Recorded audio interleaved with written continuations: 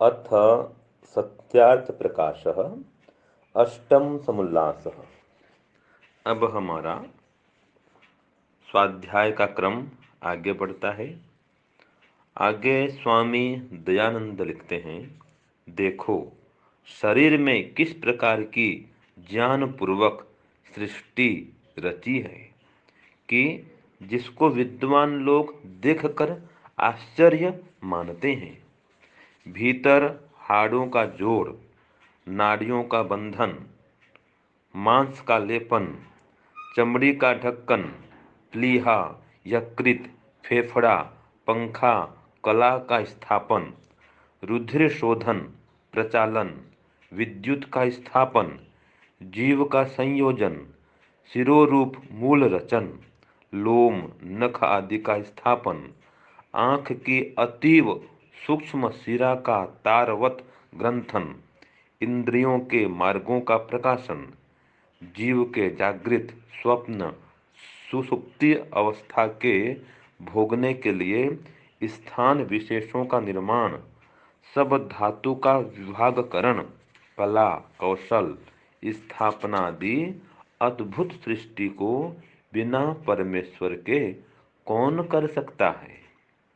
इसके बिना नाना प्रकार के रत्न धातु से जड़ित भूमि, विविध प्रकार का वट वृक्ष आदि के बीजों में अति सूक्ष्म रचना, असंख्य हरित, श्वेत, पीत, कृष्ण, चित्र, मध्य रूपों से युक्त पत्र, पुष्प, फल, मूल निर्माण, मिष्ट, क्षार, कटुक, कषाय, तिक्त, अम्ल आदि विविध रस, सुगंधादि युक्त पत्र, पुष्प, फल, अन्न, कंद, मूल आदि रचन, अनेकानेक करोड़ों भूगोल, सूर्य, चंद्र आदि लोक निर्माण, धारण, भ्रामण, नियमों में रखना आदि परमेश्वर के बिना कोई भी नहीं कर सकता है।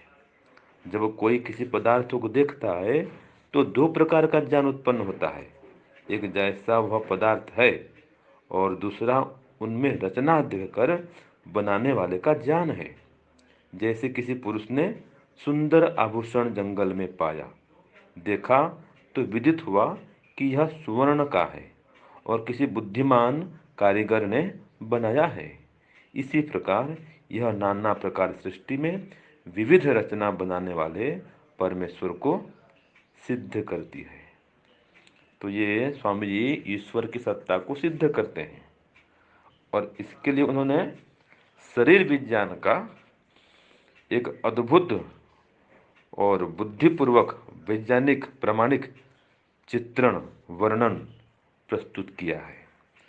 इससे ये बोध होता है, पता चलता है कि स्वामी जी को शरीर विज्ञान का पता था और सृष्टि विज्ञान भी वो भली भांति जानते थे। तो वो कहते हैं स्वामी जी कि ये ज्ञानपूर्वक परमात्मा ने सृष्टि रची है, जिसको देखकर विद्वान लोग भी आश्चर्यचकित होते हैं कि कैसी अद्भुत रचना है। शरीर की रचना भी और संसार की रचना भी, ये पिंड और ब्रह्मांड दोनों का जो परमात्मा द्वारा हमारे सामने प्रस्तुतिकरण हुआ है, ये दोनों ही रचना पिंड और ब्रह्मांड की अद्भुत है, आश्चर्य युक्त है और ये ईश्वर की सत्ता को दोनों ही सिद्ध कराते हैं, ब्रह्मांड भी और पिंड भी।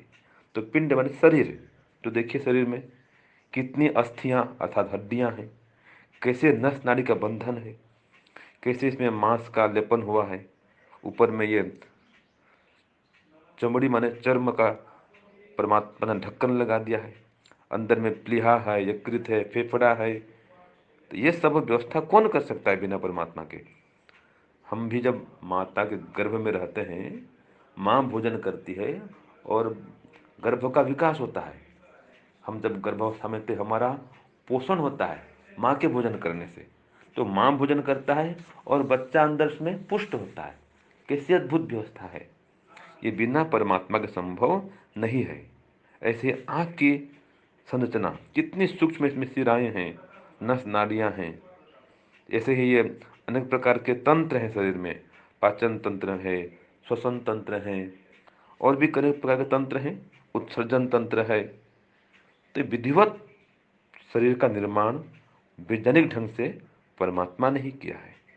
फिर जीवात्मा के रहने के लिए, सुख भोगने के लिए भी अनेक अवस्थाएं हैं। जागृत अवस्था, स्वप्न अवस्था, सुषुप्ति अवस्था, ये भिन्न भिन्न अवस्था, और भिन्न भिन्न अवस्थाओं में वो भिन्न भिन्न जगह रहता है। ऐसे शरीर में 8 प्रकार के धातु हैं। रक्त, रस, अस्थि, मज्जा, मांस, वीर्य, ओज, ये सब कौन बना सकता है बिना परमात्मा के। और फिर देखते हैं ब्रह्मांड में कितने प्रकार के सोना चांदी आदि पदार्थ हैं, धातु हैं। कितने प्रकार के ये वृक्ष हैं, वनस्पतियां हैं, रंग बिरंगे फूल हैं, सुगंधित फूल। ऐसे ही उनकी रचना, अनेक प्रकार के पत्ते हैं, सबकी रचना भिन्न भिन्न है। अनेक प्रकार के फल हैं, सबके स्वाद में अंतर है। ऐसे 6 प्रकार के पदार्थ परमात्मा ने बना दिए। कोई मीठा है, जैसे गन्ना, ये मीठा होता है। कोई नमकीन होता है, नमक। कोई कड़वा होता है, कोई कसेला होता है, कोई तिक्त होता है, जैसे कि ये आंवला है, मिर्च है, काली मिर्च है।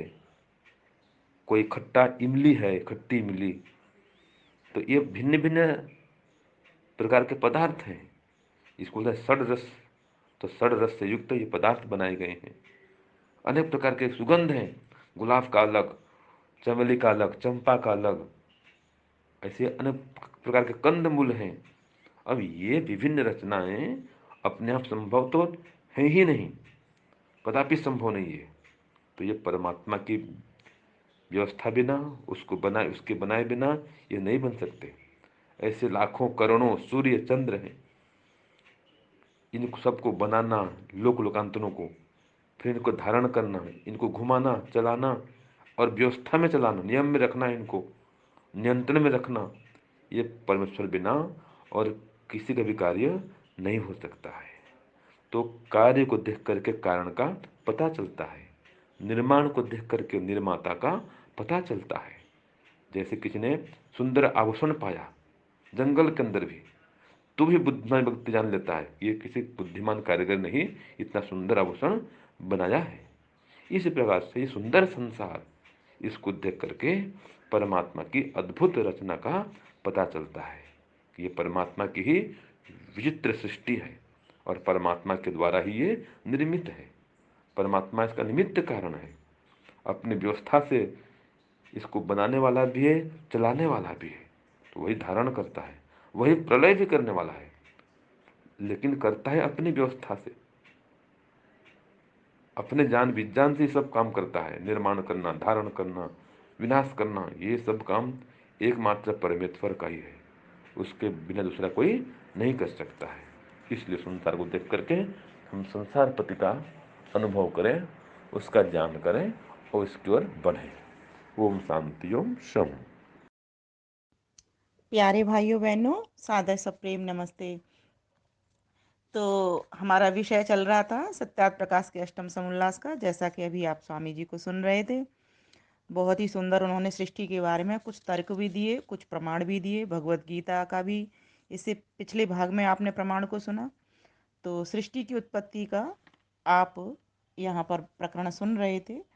अब आज यह बता दिया कि इस सृष्टि को देख करके इस सृष्टि के रचयिता का बोध होता है, क्योंकि वास्तव में इस तरह की विविध प्रकार की सृष्टि रचना किसी जीव का काम नहीं हो सकता। प्रकृति तो वैसे ही जड़ है, और सारी जीवात्माएं भी मिल जाएं तो भी मिल करके इस तरीके से इस संसार को नहीं बना सकती। ये संसार का निर्माण करना वास्तव में किसी ज्ञानवान कारीगर का काम है, जो कि इस सारे संसार को नियमित, व्यवस्थित, सुचारू ढंग से बना रहा है, चला रहा है और इसका संहार भी करता है। जीवों को उसके कर्मों के हिसाब से देख करके उनका फल भी देता है, और अपने इस बनाए हुए संसार के कैसे उपभोग किया जाए, कैसे उससे पार जाया जाए, अर्थात मुक्ति को प्राप्त किया जाए, इस तरह से नाना प्रकार का जगत का ज्ञान, अपना ज्ञान और जीव का ज्ञान भी वो परमेश्वर हमको वेद ज्ञान के रूप में देता है। तो वास्तव में उसकी रचना को देख करके मन आश्चर्यचकित हो जाता है, अचंभित हो जाता है। महर्षि दयानंद सरस्वती ने कितनी सुंदर बात लिखी है और कितना वो ध्यानस्थ हुए हैं जब इस बात को वो लिख रहे हैं। मैं उनके शब्दों को देख रही थी तो मैंने सोचा इसको मैं काव्य में इन शब्दों की रचना करती हूँ और आप सभी के सम्मुख ये प्रस्तुत करती हूँ। यह एक भजन बना दिया है और इस भजन के माध्यम से आप इस पूरे पैराग्राफ को गा सकते हैं। तो देखिए कितना सुंदर भजन बना है ये, तर्ज भी इसको अच्छी मिल गई है। ईश्वर की सिद्धि को ऋषिवर बतला रहे हैं तर्क सहित, बतला रहे हैं तर्क सहित। अद्भुत रचना की ईश्वर ने तन अंदर आश्चर्यचकित, अद्भुत रचना की ईश्वर ने तन अंदर आश्चर्यचकित। ईश्वर की सिद्धि को ऋषिवर बतला रहे हैं तर्क सहित, बतला रहे हैं तर्क सहित। कैसे रचना की ईश्वर ने तन अंदर आश्चर्यचकित। मैं तो पढ़ते पढ़ते ही आश्चर्यचकित हो रही हूँ और इसमें खो गई हूँ, मुझे पता ही नहीं है।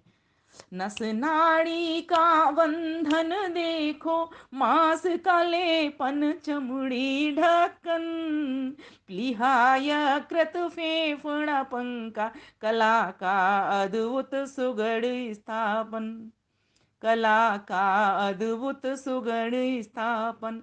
रक्त की शुद्धि प्रक्षालन विद्युत स्थापन सब स्थित, विद्युत स्थापन सब स्थित। कैसी रचना की ईश्वर ने बतला रहे हैं तर्क सहित। जीव का संयोजन व शिरोरूप, मूल रचन लोह नख आदि, मूल रचन लोह नख आदि। आँख की सूक्ष्म शिरा का ग्रंथन, कैसे किया तारवत वंदन। इंद्रियों के मार्गों का प्रशासन, इंद्रियों के मार्गों का प्रकाशन। स्वप्न सुषुप्ति दशा जागृत, स्वप्न सुषुप्ति दशा जागृत। अद्भुत रचना की ईश्वर ने तन अंदर आश्चर्यचकित, तन अंदर आश्चर्यचकित। ये नाखूनों को देखो, बालों को देखो, आंखों की पुतलियों को किस तरह से उसने टिकाया है, किस तरह से ये बांधा है, बिल्कुल तार की तरह पतली पतली सिराएं। आंखों के डॉक्टर से पूछो किस तरह से उस विज्ञान का परीक्षण करता है। इस आंख का, आंख के डॉक्टर के पास जाइए, किस तरह से वो सिजेरियन करता है लेकिन निर्माण नहीं कर सकता। वो बनी बनाई चीज पर ही प्रयोग करता है, उसको ठीक करने का प्रयास करता है। कभी सक्सेस होता है तो कभी अनसक्सेस भी होता है, लेकिन वो कैसा कारीगर, सफल कारीगर है जिसने एक भी भूल नहीं की। एक भी भूल, मनुष्य का बच्चा बिल्कुल मनुष्य का, और उसी तरीके का बच्चा बिल्कुल, और उसी तरीके से एक जैसी सभी की आंखों को बांधा, एक जैसे भीतर के नस नाड़ियों का जोड़ किया, एक जैसे सभी के हर्ट बनाए, अंग उपांग जितने भी हमारे भीतर के हैं उनको एक जैसा बनाया और एक व्यवस्था दी, एक गति दी। प्राणों को किस तरह से व्यवस्थित किया उस शरीर के भीतर, मैं सोच सोच करके हैरान हो रही हूँ। वास्तव में धन्य है ऋषि दयानंद और धन्य है वो परमात्मा जिसने ये काम किया, और धन्य ऋषि दयानंद जिस जो हमारे समक्ष इस तरह की सोच को लेकर के आया कि हम उस परमात्मा को कैसे निहारें, कैसे अनुभव करें। जीव का संयोजन व शिरोरूप, मूल रचन लोभ नख आदि। आँख की सूक्ष्म शिरा का ग्रंथन, कैसे तारवत दिया बांधी। इंद्रियों के मार्गों का प्रकाशन, स्वप्न सुषुप्ति दशा जागृत। अद्भुत रचना की ईश्वर ने तन अंदर आश्चर्यचकित, तन अंदर आश्चर्यचकित। सो जाते हैं, रात्रि हो जाती है, सुबह प्रभात होता है जग जाते हैं। ये कौन भीतर कर आता है प्रेरणा कि रात्रि हो गई सो जाओ, दिन हो गया उठ जाओ और ये काम इस तरह से करो। कौन कर रहा है इस बात की, इस सारे दशाओं को भी भीतर भरने वाला कौन है, जो इन सुसुप्ति आदि दशाओं को भी भरता है और तुम्हें आराम, हर तरह से तुम्हें आराम दिलाने की कोशिश में रहता है। सब धातु का विभाग करण कला कौशल स्थापन आदि, ऐसी अद्भुत सृष्टि रचे कौन बिन ईश्वर जो अनादि, बिन ईश्वर जो अनादि। नहीं यहीं तक और सुनो अब, अतिरिक्त कहूँ वृक्षादि सहित, अतिरिक्त कहूँ वृक्षादि सहित, अद्भुत रचना की ईश्वर ने तन अंदर आश्चर्यचकित, तन अंदर आश्चर्यचकित। आगे कहा, हीरे पन्ने स्वर्ण रत्न भिन्न, जड़ित भूमि पूरी वसुधा, जड़ित भूमि पूरी वसुधा, कैसे बीज में भरी शक्ति और भरी वृक्ष अंत है रचना। एक वृक्ष की पूर्ण संरचना एक बीज के भीतर होती है, और एक बालक की या पशु की या पक्षी की जो शरीर होता है, जिस तरह की उसकी जाति होती है, उसकी संरचना भी उस वीर्य के शुक्राणु के भीतर उसने भरी हुई है। तो देखो कितना बड़ा काम, ये मैं हम सोच ही नहीं सकते। और हमने तो आज तक, अगर हम स्किन बनाना चाहें, एक त्वचा का भी टुकड़ा बनाना चाहें, तो भी हम वैसी त्वचा नहीं बना सकते। मनुष्य कोई भी काम उस ईश्वर जैसा नहीं कर सकता। इसी से पता लगता है कि कोई ज्ञानवान ऐसी शक्ति है जिसको हम परमेश्वर कहते हैं, जिसने ये नाना प्रकार का संसार, नाना प्रकार की सुगंध भर के, रूप भर के, रंग भर के, रस भर के निर्माण किया है। किससे किया है? प्रकृति से। प्रकृति को इस तरह का विस्तार देना, ये कितना बड़ा कार्य है, और कौन है वो ईश्वर, उसको जानने की इच्छा मन में पैदा होती है।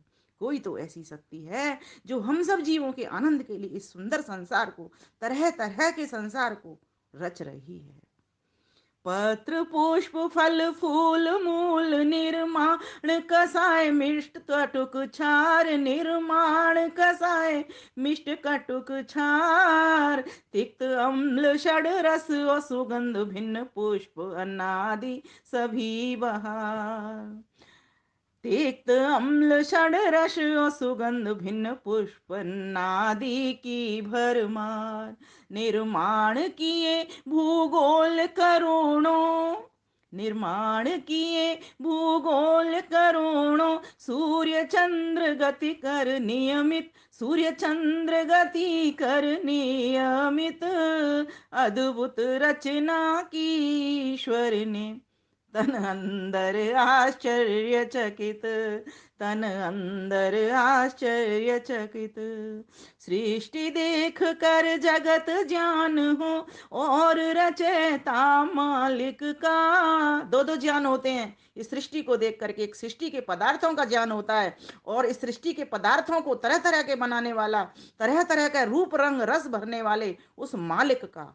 क्योंकि किसी भी चीज को, निर्माण कार्य को देख करके उसके कर्ता की अनुभूति होती है। रोटी को देख करके रोटी बनाने वाले की अनुभूति होती है। कोई भी काम करिए, हार को देखिए, सुनार की दुकान पर जाइए, सामान को देखिए, तो पता लगता है कि कोई इसका कारीगर कितना अच्छा रहा होगा, जिसने इतना अच्छी तरीके से इन आभूषणों का निर्माण किया है। तो किसी भी ऐसी व्यवस्थित, नियमित, सुंदर व्यवस्था को देख करके, कार्य को देख करके उसके कर्ता की अनुभूति होती है। सृष्टि देख कर जगत ज्ञान हो, और रचयिता मालिक का, और रचयिता मालिक का, देख विमल जो स्वर्ण आभूषण, ज्ञान सुनार नेकलेस का, ज्ञान सुनार नेकलेस का। हार, नेकलेस कहते हैं हार। हार आदि जितने भी पदार्थ सोने की, सुनार के पास होते हैं, सोने को देख करके, सोने के आभूषण को देख करके उसके कर्ता का, सुनार का बोध होता है कि कोई इसका कुशल कारीगर है जो इतना सुंदर हार बना रहा है। ठीक उसी प्रकार से इस सारी सृष्टि को देख करके हम मंत्र भी बोलते हैं संध्या के भीतर। क्या बोलते हैं? ओम उदुत्यम जात वेदसम देवम वहंति केतव दृशे विश्वाय सूर्यम। ये जो संसार है ये कैसा है? ये पताका रूप है। जैसे पताकाएं अलग अलग राष्ट्र के बारे में बता देती हैं कि इस राष्ट्र का झंडा है, इस राष्ट्र का झंडा है, ये राष्ट्र होगा। झंडे को देख करके उसके राष्ट्र का बोध हो जाता है। ठीक उसी प्रकार से ये सारा संसार झंडे के रूप ही है। इस झंडे को, संसार रूपी झंडे को देख करके संसारपति राष्ट्र का पता चल जाता है। सृष्टि देख कर जगत जान हो और रचेता मालिक का। देख विमल जो स्वर्ण आभूषण, ज्ञान सोनार नेकलेस का। इसी तरह सब विविध सृष्टि करवाए सिद्ध परमेश्वर नित, करवाए सिद्ध परमेश्वर नित। अद्भुत रचना की ईश्वर ने अद्भुत रचना की ईश्वर ने, तन अंदर आश्चर्यचकित, जग अंदर आश्चर्यचकित, जग अंदर आश्चर्यचकित। वास्तव में इस प्रकार ये नाना प्रकार की सृष्टि में विविध रचना देख करके वास बनाने वाले का, परमेश्वर का बोध होता है और परमेश्वर के होने की ये सिद्धि ये सारा संसार करवा देता है। तो इस प्रकार से इस संसार को देख करके हम उस किसको, इसके कर्ता को अनुभव करें, इस कर्ता का ध्यान करें, उसके गुण कर्म स्वभाव को अपने जीवन में धारण करने का प्रयास करें। तभी जाकर के इस मनुष्य की योनि की सफलता है। अन्यथा तो यह फिर बेकार ही चला जाएगा। इस संसार में आए हैं ज्यों की त्यों रहे हम, तो हमने कमाया क्या, लाभ क्या मिला? लाभ तो तभी है ना जब उसकी छुट्टियों की सैर करें, मोक्ष की सैर करें। तो आइए चलते हैं, करते हैं प्रयास। अगर अच्छा लगे आपको ये भजन और ये वीडियो प्रवचन सहित, तो आप इसको अवश्य शेयर करें। और नहीं भी अच्छा लगे तो भी मेरे कहने से, क्योंकि मुझे लग रहा है कि महर्षि दयानंद सरस्वती ने बहुत बड़ा पुरुषार्थ किया है, उनका पुरुषार्थ बेकार न जाए। और हम सभी इस तरह से इस ज्ञान को लें और आगे आगे बढ़ाएं, जिससे हम सभी का जीवन सुंदर बने और हम सभी का कल्याण हो। धन्यवाद, नमस्कार।